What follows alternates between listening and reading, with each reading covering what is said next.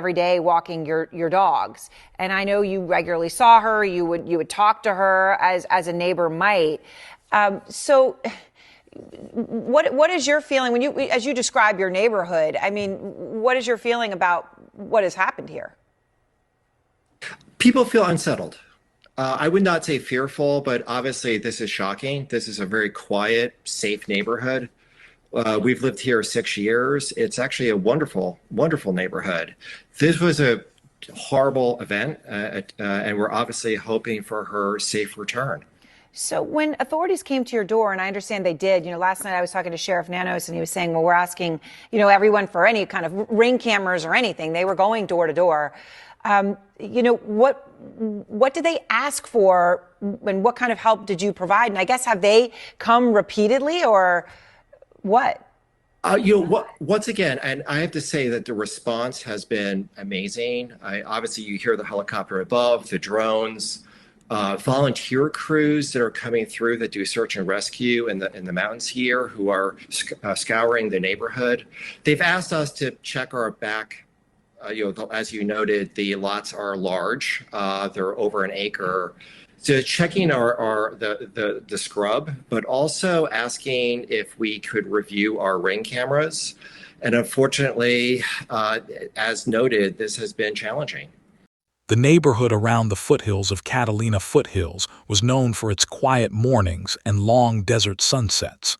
It was the kind of place where neighbors waved from their driveways and unusual activity rarely went unnoticed.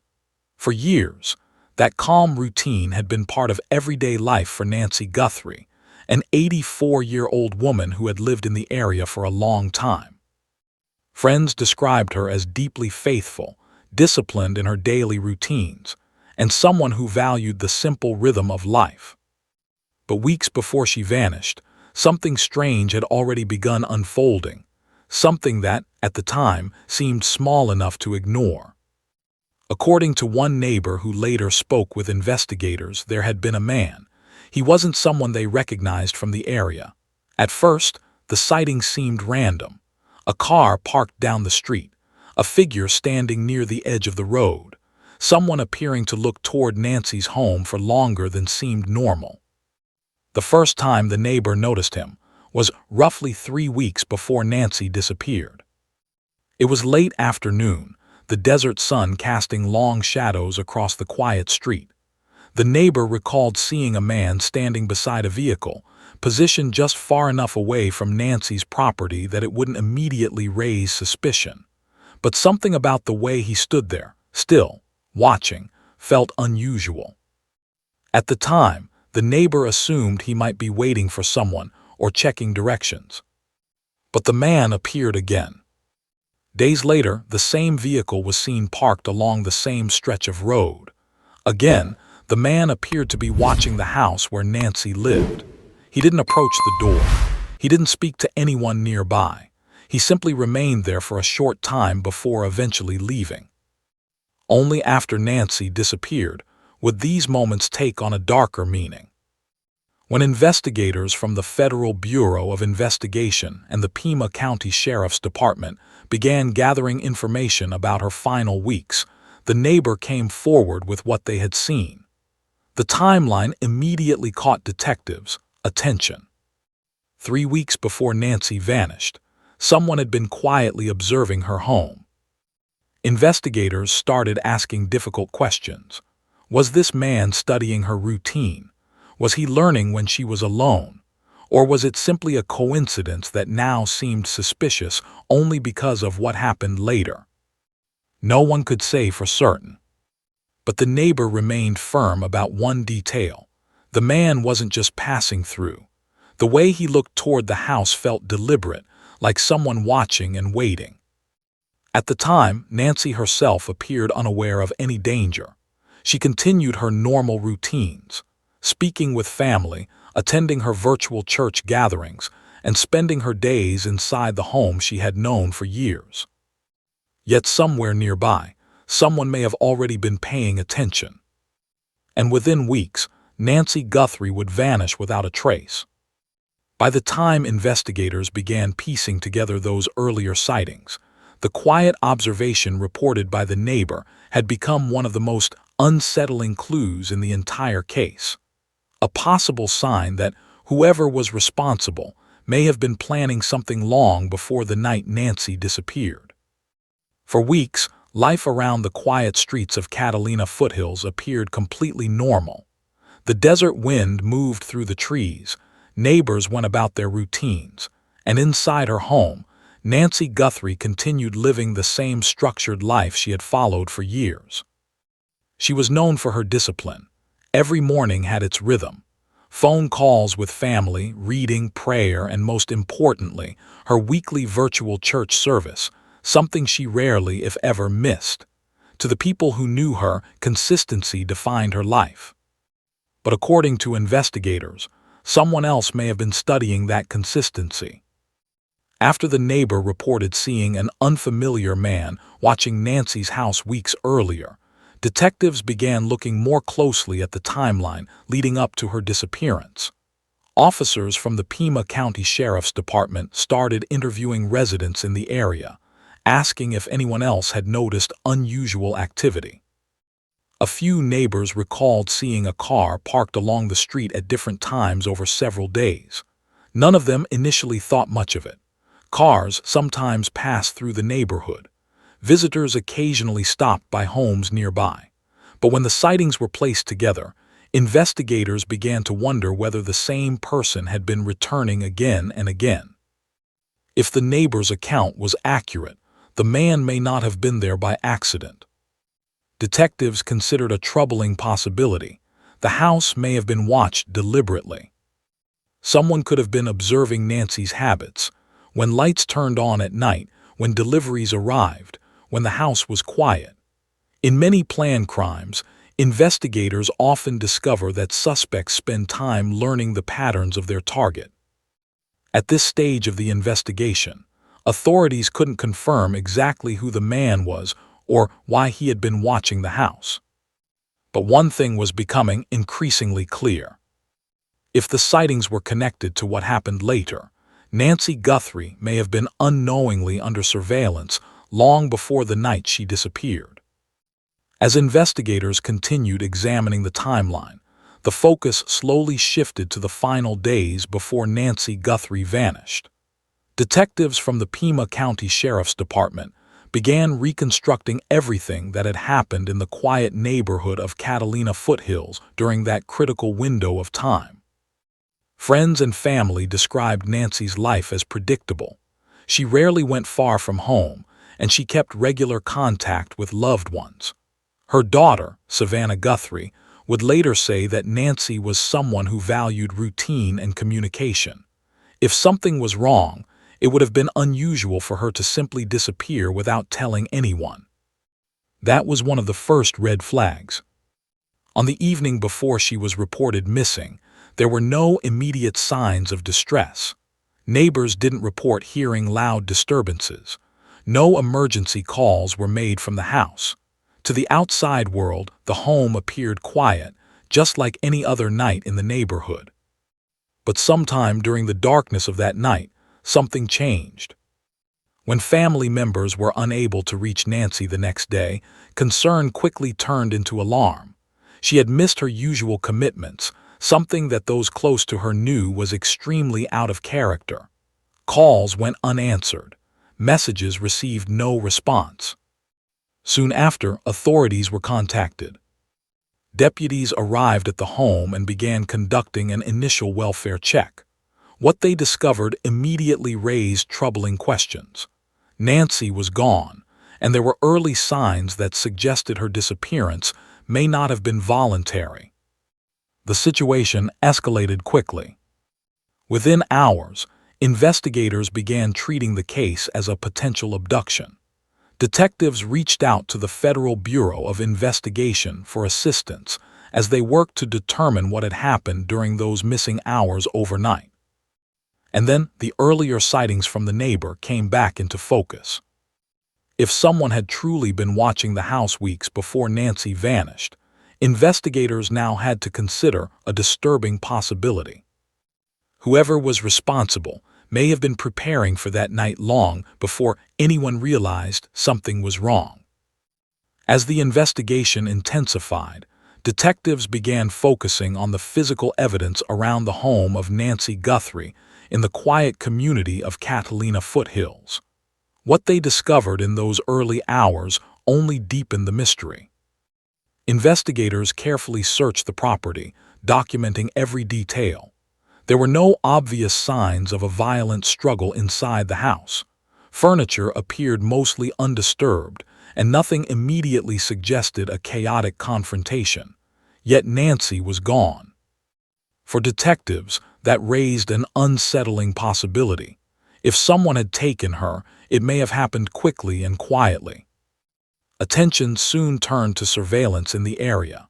Many homes in the neighborhood had security cameras, including doorbell systems that captured motion along the street.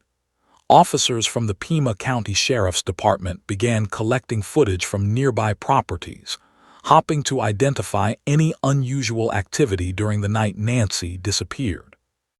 That footage would soon reveal something investigators couldn't ignore. One camera reportedly captured the figure of a person moving near Nancy's property during the late-night hours. The individual appeared to be wearing dark clothing and a mask, making identification extremely difficult. The footage was grainy, and the person's face could not be clearly seen. But their presence was enough to raise alarm. Detectives began analyzing the video frame by frame, trying to determine whether the figure had approached the house or simply passed nearby. The time stamp placed the movement within the window investigators believed Nancy may have disappeared. At the same time, the earlier report from the neighbor, about a man watching the house weeks before, suddenly carried far greater weight. Was it the same person?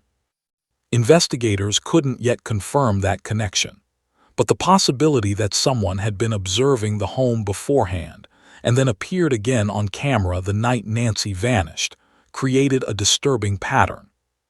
Soon, additional federal resources were brought into the investigation, including specialists from the Federal Bureau of Investigation. Because if the masked figure seen near the house was involved, it meant something chilling. Nancy Guthrie may not have been the victim of a random crime. Someone may have been planning this for weeks.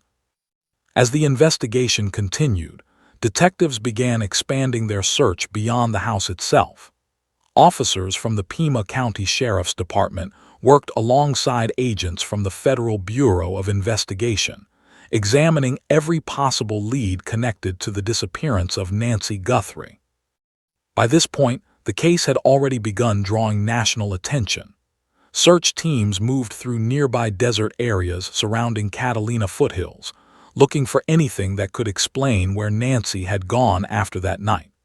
Investigators brought in specialized units, including tracking teams and forensic experts, hoping to locate even the smallest piece of evidence. Then a new development emerged. During one of the searches not far from the neighborhood, investigators reportedly discovered an item that immediately caught their attention, a black glove lying in an area of desert terrain.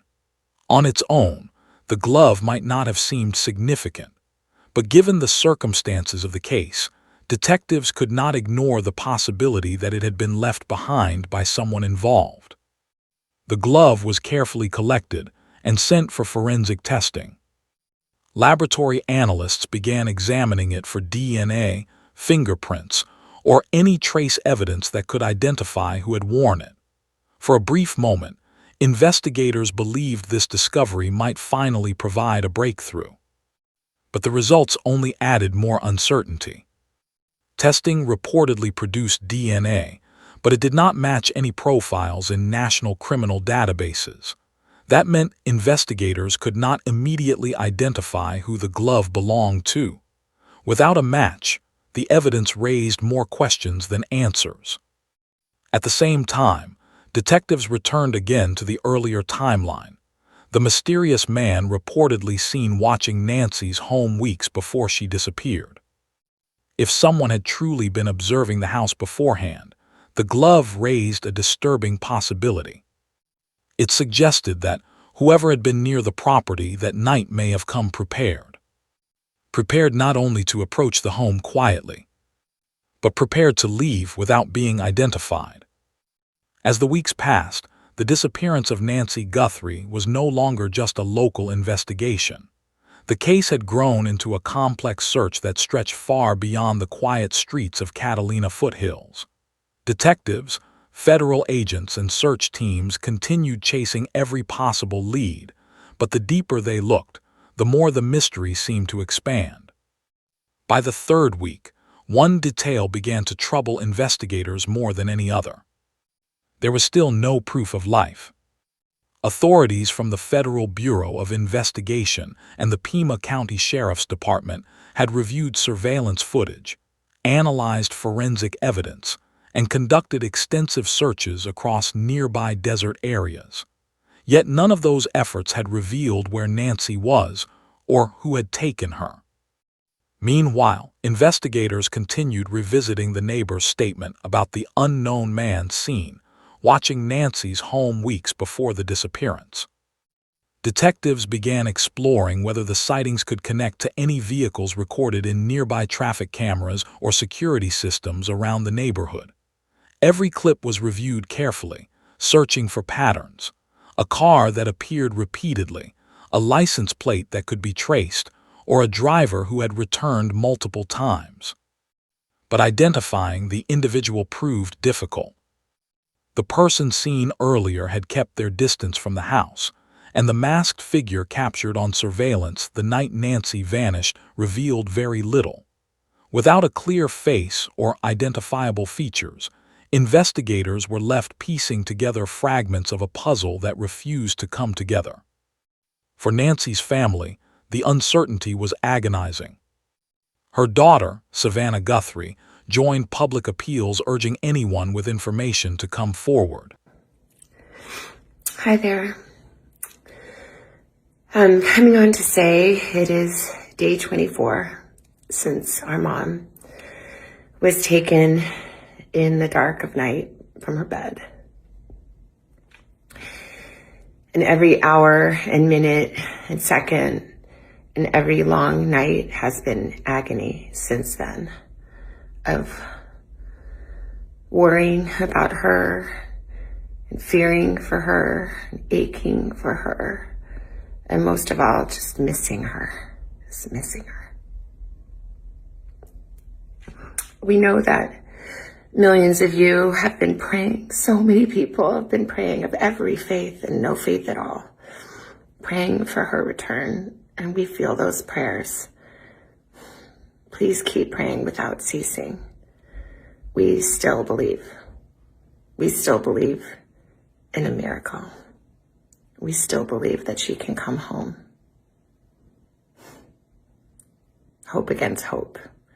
As my sister says, we are blowing on the embers of hope.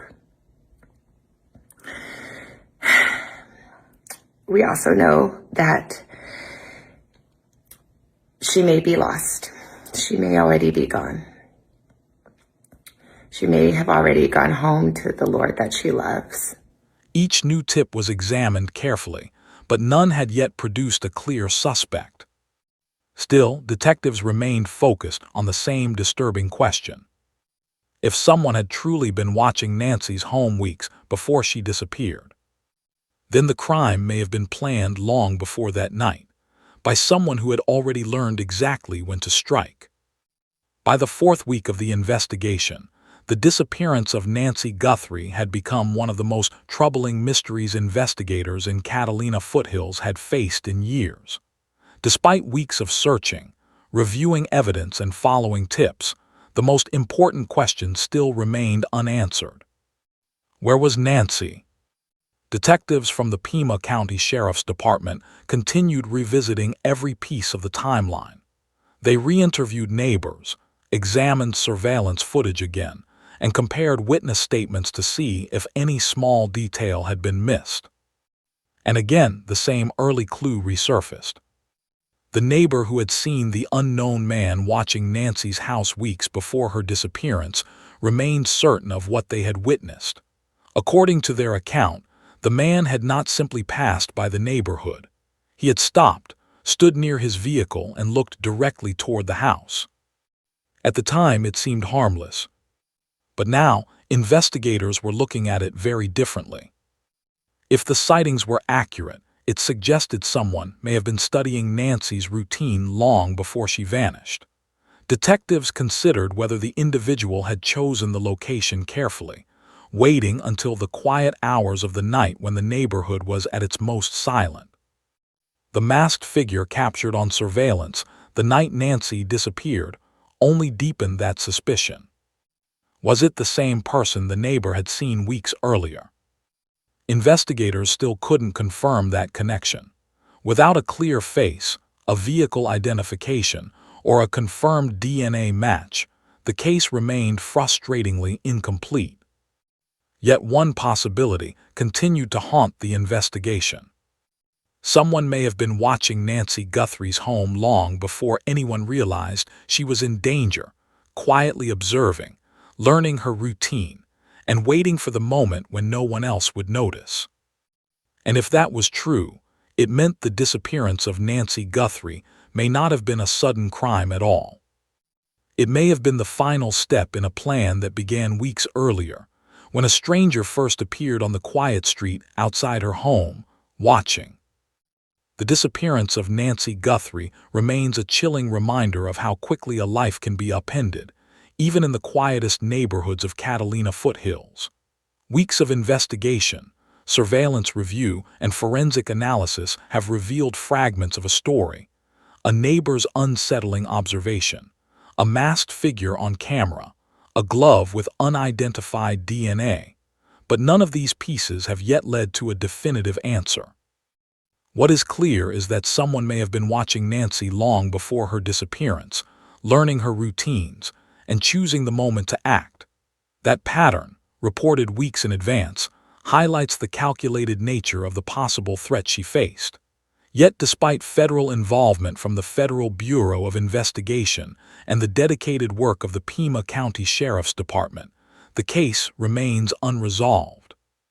For Nancy's family, especially her daughter Savannah Guthrie, the unanswered questions are agonizing. Every tip, every lead, and every sighting is scrutinized in the hope that it will shed light on what happened to their loved one. For investigators and the public alike, the story of Nancy Guthrie underscores the importance of vigilance, of noticing small details, and of the sometimes unseen risks that can lurk even in familiar surroundings.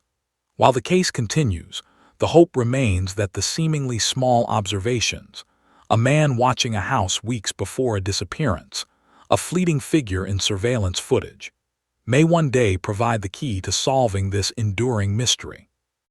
Nancy Guthrie's disappearance is a story still in progress, a real-life puzzle that demands answers, and a somber reminder that sometimes the quietest neighborhoods hide the most unsettling secrets.